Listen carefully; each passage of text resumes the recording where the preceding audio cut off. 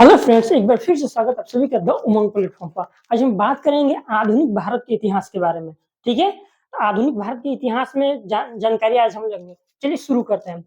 तो सबसे पहले हम आपको बता दें कि अभी हाल ही में बीपीएससी के द्वारा एक एग्जाम कैलेंडर जारी किया गया है, जिसमें बीपीएससी के द्वारा जितने भी आपको एग्जाम देखने को मिलेंगे वो सारे एग्जाम उसमें दे दिया गया है, या फॉर्म अभी आया भी नहीं है, फिर भी उसका एग्जाम डेट उसमें दे दिया गया है। आपको बता दें कि बीपीएससी एएसओ यानी असिस्टेंट सेक्शन ऑफिसर जो सीजीएल 4 के द्वारा आता है बिहार एसएससी के द्वारा, वो भी आपका वैकेंसी आने वाला है, जिसमें आपका टोटल पदों की संख्या 44 है। सीजीएल 4 का भी वैकेंसी आपका बहुत जल्द देखने को मिलेगा। बिहार पुलिस कांस्टेबल का भी वैकेंसी आ गया है। बिहार पुलिस सब इंस्पेक्टर का भी आपको वैकेंसी आने वाला है।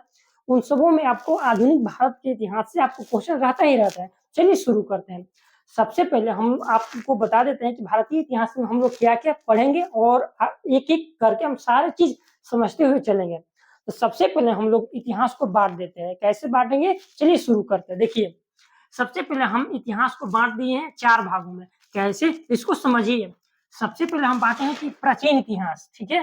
प्राचीन इतिहास, उसके बाद मध्यकालीन इतिहास, उसके बाद आपका आता है आधुनिक इतिहास, फिर आपका आता है उत्तर आधुनिक इतिहास, ठीक है? उत्तर आधुनिक इतिहास कहने का मतलब कि प्रेजेंट यानी अभी के इतिहास के बारे में भी हम लोग जानेंगे।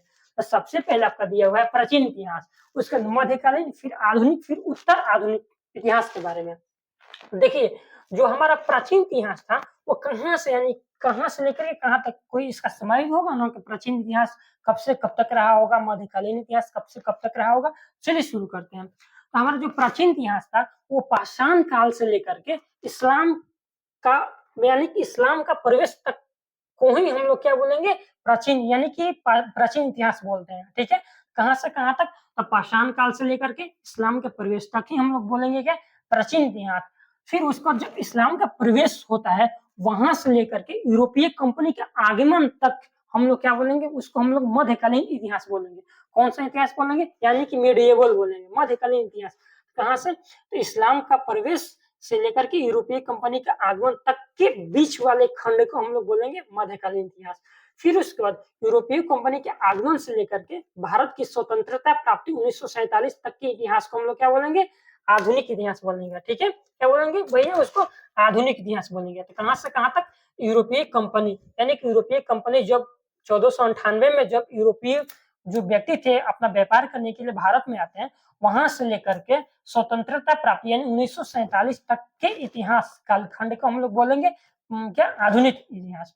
और 1947 से लेकर के अभी 2025 चल रहा है, 2025 तक के कालखंड को हम लोग बोलेंगे उत्तर आधुनिक इतिहास, ठीक है? क्या बोलेंगे आपको, वर्तमान यानी कि प्रेजेंट हिस्ट्री के नाम से इसको जानेंगे।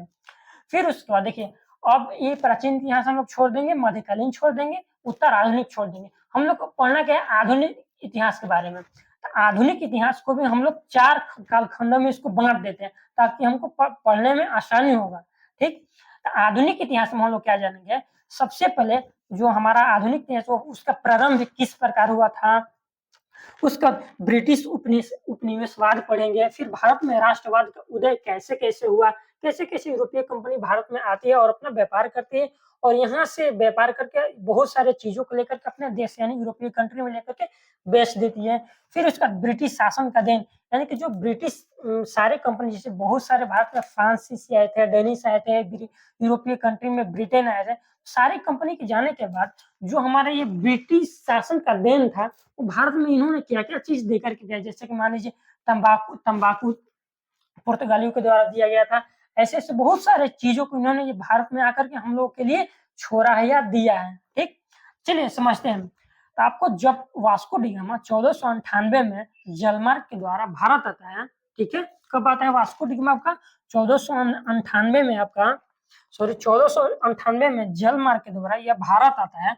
वहां से लेकर के 1757 तक के कालखंड को हम लोग क्या बोलेंगे, आधुनिक इतिहास का प्रारंभ बोलेंगे। क्या बोलेंगे, आधुनिक इतिहास का प्रारंभ। फिर 1757 से लेकर के 1857 तक के कालखंड को हम लोग बोलेंगे बोलेंगे भारत ब्रिटिश उपनिवेशवाद, ठीक है? यानी कि भारत में ब्रिटेन लोग कैसे आते हैं और कैसे अपना व्यापार पूरा चारों तरफ फैला देते हैं और यहाँ के चीजों को लेकर के अपने देशों में ले जाकर बेचते हैं, उसको हम लोग देखेंगे। फिर 1757 से लेकर के 1857 तक के कालखंड को भा ब्रिटिश उपनिवेशवाद और फिर 1857 से लेकर के भारत में राष्ट्रवाद का उदय होता है। 1857 के बाद क्या होता है, भारत में राष्ट्रवाद का उदय होता है, यानी कि बहुत सारी क्रांति होती है, जिसमें आपको बोल सकते हैं भारत में राष्ट्रवाद का उदय। फिर आपका भारत में ब्रिटिश शासन की देन को हम लोग जानेंगे, ठीक है। चलिए समझते हैं आपको आधुनिक इतिहास के बारे में। तो आधुनिक इतिहास में हम लोग क्या क्या जानेंगे भाई? तो आधुनिक इतिहास में हम लोग 3 चीज जानेंगे। कितने चीजें जानेंगे? 3 चीज हम लोग पढ़ेंगे जो उनके बेहद इंपॉर्टेंट है, ठीक। तो सबसे पहले जानेंगे यूरोपीय कंपनी का आगमन, यानी कि किस प्रकार यूरोपीय कंपनी भारत में आती है, यानी कि पहले किस कैसे फ्रांसीसी आती है, ब्रिटेन आती है, फिर डेनिश आती है। इस प्रकार आपको बहुत सारी कंपनियां यानी कि बहुत सारे व्यक्ति भारत में आपको प्रवेश करते हैं व्यापार करने के लिए, वो देखेंगे। फिर उसके बाद मुगल वंश का कैसे पतन होता है, जब ये कंपनियां भारत में प्रवेश करती है तो मुगल वंश को कैसे पतन होता है, जैसे कि मान लीजिए बहादुर शाह जफर आ जाता है, औरंगजेब हो जाता है, इन सबको मरने के बाद कैसे भारत में मुगल वंश का पतन हो जाता है। फिर नए राज्यों का उदय करने का मतलब कि कैसे मराठा साम्राज्य अपना अपना विस्तार करता है, सिख होता है, बंगाल अपना अलग राज्य बन जाता है, अवध अलग, यानी कि पहले तो पूरा भारत संपूर्ण भारत मिलकर के एक ही होता था, लेकिन कैसे कैसे जो राज होते हैं, जैसे अवध टूट गया, बंगाल टूट गया, नीचे से आपका कर्नाटक टूट जाता है, कैसे कैसे जो राज्य थे अलग होते हैं, यानी कि नए राज्यों का उदय हम लोग इस आधुनिक भारत के प्रारंभ में हम लोग जानेंगे, ठीक। फिर उसके बाद पढ़ेंगे हम लोग ब्रिटिश उपनिवेशवाद।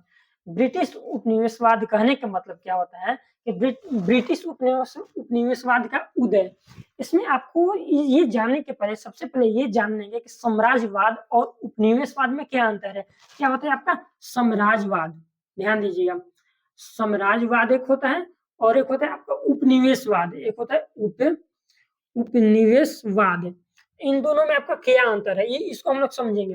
साम्राज्यवाद उसको बोलेंगे किसी देश के द्वारा किसी दूसरे देश पर उसके भौगोलिक क्षेत्रों पर अधिकार कर लेना ही आपको क्या कहलाएगा, साम्राज्यवाद कहलाएगा, ठीक। और उपनिवेशवाद क्या कहलाएगा, किसी देश या क्षेत्र के द्वारा किसी दूसरे या क्षेत्र पर अधिकार करने के पश्चात उस पर आर्थिक और राजनीतिक हितों पर कब्जा कर लेना, यानी कि राजनीतिक और आर्थिक हितों के लिए उस देश पर भौगोलिक क्षेत्र को यानी कब्जा करना क्या कहलाएगा आपका उपनिवेशवाद। तो ब्रिटेन ने भारत पर क्या किया था, उपनिवेशवाद, न कि आपका साम्राज्यवाद किया था। इसको ध्यान दीजिएगा, अपने कॉपी पे नोट कर लीजिएगा कि उपनिवेशवाद कहने का मतलब कि दूसरे देश यानी कि जो हमारा यूरोपीय देश ब्रिटेन था वो भारत में क्या किया, भौगोलिक क्षेत्र पर तो कब्जा किया ही किया, उसके साथ साथ राजनीतिक और आर्थिक व्यवस्था को भी उसने चारों तरफ से पूरे एकदम ढक लिया, जिसको हम लोग बोलेंगे उपनिवेशवाद, ठीक। तो ब्रिटिश उपनिवेशवाद का उदय कैसा होगा, इसको हम लोग 4 भाग और 3 चरणों में हम लोग इसको समझेंगे। आखिर ये किस प्रकार हुआ, 4 भाग और 3 चरणों में हम लोग इसको जानेंगे। तो सबसे पहला का भाग हो जाता है कि 1757 में प्लासी का युद्ध होता है, ठीक है। उसके बाद 1813 में व्यापारिक एकाधिकार चार्टर के माध्यम से समाप्त कर दिया जाता है, यानी कि 1757 में आपको प्लासी का युद्ध होता है, फिर उसको 1813 में व्यापारिक एकाधिकार चार्टर के माध्यम से इसको समाप्त कर दिया जाता है, ध्यान दीजिएगा। फिर 1858 में क्या आता है, 1813 से लेकर के 1858 तक कंपनी का शासन के पूरी तरह से समाप्त कर दिया जाता है। केवल इसको हम लोग आएंगे जब ये इस वाले पार्ट में तो हम इसको डीप में पढ़ेंगे, ये कंपनी के शासन को किस प्रकार समाप्त कर दिया जाता है। चाय और चीन के साथ व्यापार पहले छोड़ दिया जाता है, फिर उसको भी बाद में समाप्त कर दिया जाता है, ठीक। फिर उसके बाद आता है ब्रिटिश शासन का शुरुआत किस प्रकार होता है।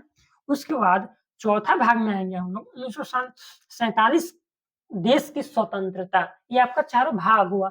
और चरण यानी कि अब इसके मुख्य पॉइंट क्या पढ़ेंगे, देखिए आपका पहला चरण में हो जाएगा कि 1757 प्लासी युद्ध से लेकर के 1813 तक ब्रिटेन में कैसा कैसा पूंजीवाद था, तो वाणिज्यिक पूंजीवाद था भारत में। कैसा आपका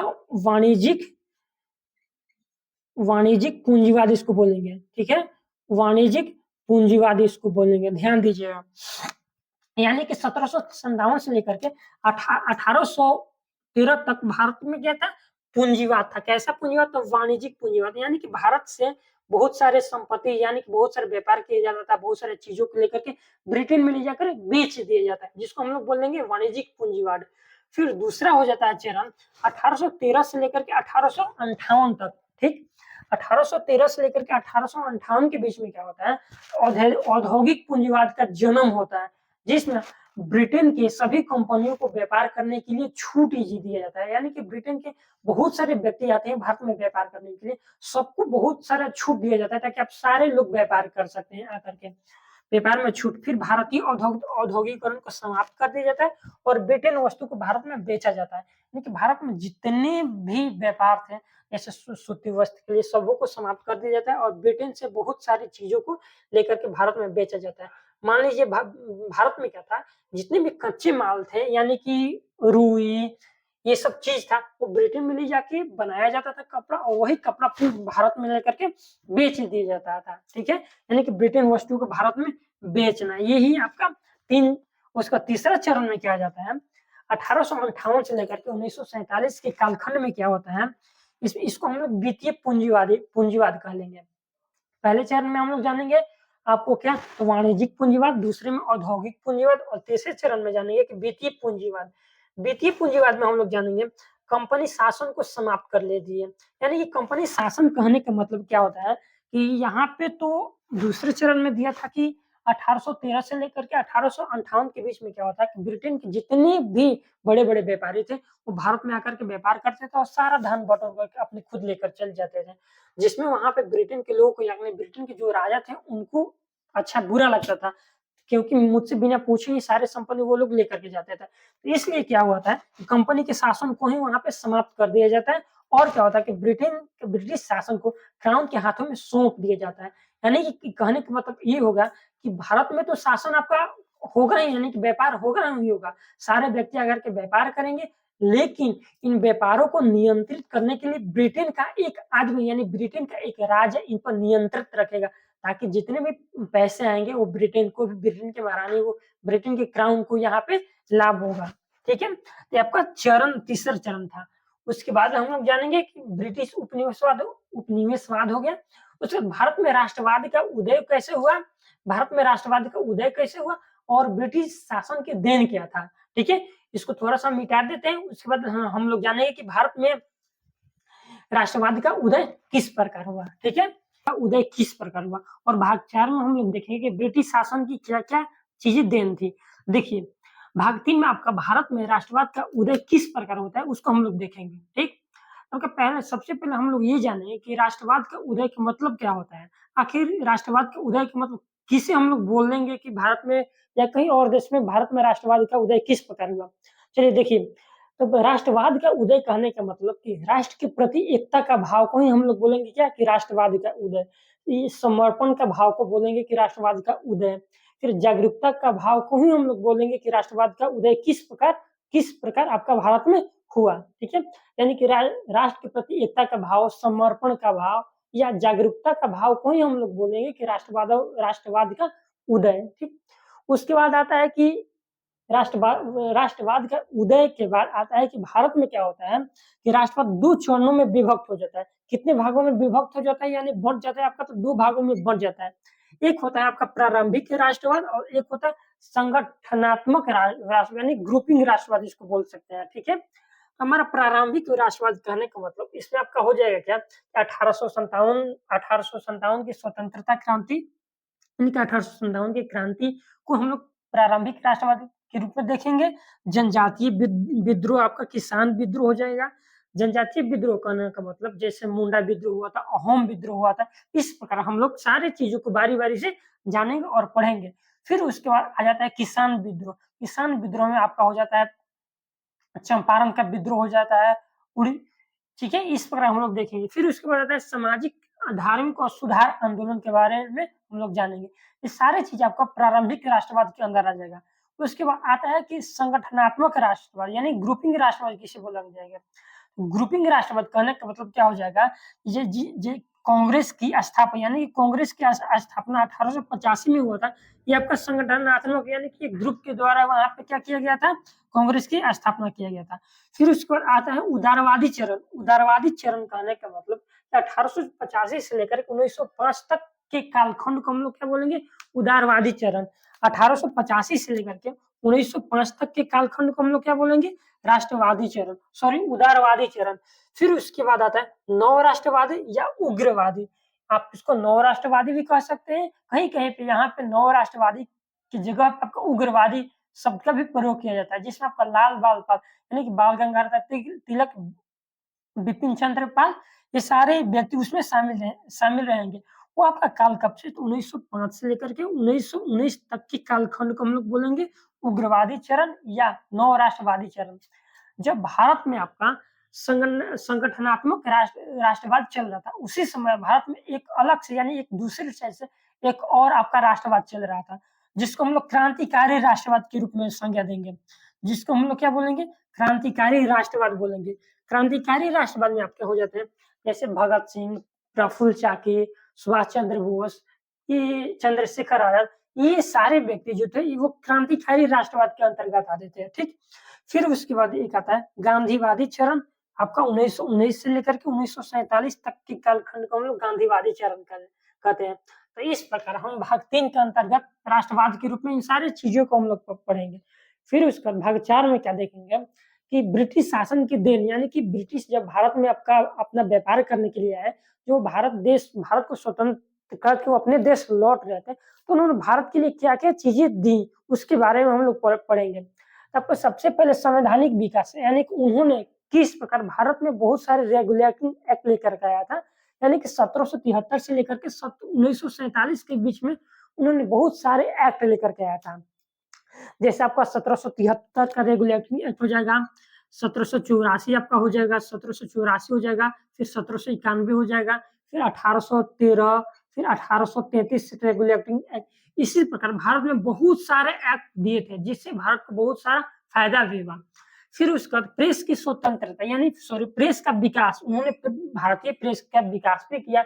जैसे बहुत सारे पत्रिका, बहुत सारे अखबार का इन्होंने विकास किया, छापने वाली मशीनें लेकर के आए, जिससे भारत को ये सब चीज़ जानने में बहुत आसानी हुई।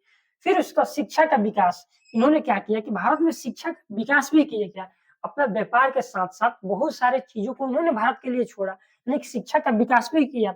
जैसे मैकाले की शिक्षा नीति हम लोग पढ़ेंगे, सैंडर्स आयोग पढ़ेंगे, वुड डिस्पैच शिक्षा की नीति पढ़ेंगे, ये सारी चीज़ें हम लोग जानेंगे। फिर उसके बाद भारत में गवर्नर का पद दिया, गवर्नर दिया, गवर्नर जनरल दिया, वायसराय दिया, और इनके शासन काल खंडों को हम लोग भी क्या करेंगे? जानेंगे इस आधुनिक भारत के अंतर्गत। अब क्या हुआ, अगर इन सारी चीज़ों को अगर बढ़िया से सजाएँगे तो देखिए कैसे इसको बढ़िया से लिखेंगे या पढ़ेंगे। सबसे पहले कंपनी का आगमन होता है भारत में, ठीक है? फिर उसके बाद ब्रिटेन का किस प्रकार जीत होता है, यानी कि भारत में तो ऐसे 5 तरह की कंपनियाँ आई थी। फ्रांसीसी आई थी, डेनिश आई थी, आपका पुर्तगाल आए थे। इन सबों को हरा करके जो ब्रिटेन था एक अपना उभरा था, यानी सब पे जीत हासिल करके ब्रिटेन क्या एक एकदम राजा के तौर पर ये निकला था, जो भारत पर स्वतंत्र राज करता था उसमें, यानी कि व्यापार के मामलों में ये राज करता था, ठीक है? तो ब्रिटेन का किस प्रकार जीत हुआ, फिर ब्रिटेन कैसे शोषणकारी शासन करने लगा, यानी कि व्यापार के साथ-साथ वो एक शोषणकारी भी व्यापार करने लगा। फिर उसके बाद स्थानीय स्तर पर भी विरोध करने लगा, यानी कि राज्यों से अपना हड़पने लगा सारी चीज़। फिर किस प्रकार भारत को स्वतंत्रता आंदोलन हुआ और किस प्रकार भारत की जीत मिली, ठीक है? तो ये जो ब्रिटेन था, वो भारत से क्या करता था, ₹100 की वस्तु को लेकर के ब्रिटेन में ले जाकर ₹200 में उसको बेचता था, जिससे बहुत सारा इसको मुनाफ़ा होता था। फिर उसके बाद देखेंगे इनका मुख्य उद्देश्य क्या था, इनका मुख्य उद्देश्य था व्यापार करना, यानी व्यापार करके लाभ अर्जित करना। लेकिन क्या था, इनका दिन प्रतिदिन लालच जो था बढ़ते गया। ये लोग व्यापार के साथ-साथ धीरे-धीरे क्या करने लगे कि शोषण करके व्यापार करने लगे और अपने देश में सारी चीज़ों को ले जाकर के बेचने लगे, जिससे इनको बहुत सारा मुनाफ़ा हुआ। तो इनका मुख्य उद्देश्य क्या था? लाभ कमाना और व्यापार करना। फिर इसके साथ-साथ इन्होंने क्या किया, भारतीयों पर शोषण करने लगे और इसके साथ-साथ यानी कि शोषण के साथ-साथ वो व्यापार करने लगे। तो हम लोग भारतीय इतिहास के अंतर्गत इतनी सारी चीज़ों को हम लोग जानेंगे, ठीक है? इसके बाद हम लोग अगले वाले वीडियो में पढ़ेंगे कि भारत में कैसे यूरोपीय कंपनी का आगमन होता है और किस तरह अपना व्यापार चारों तरफ फैलाते हैं।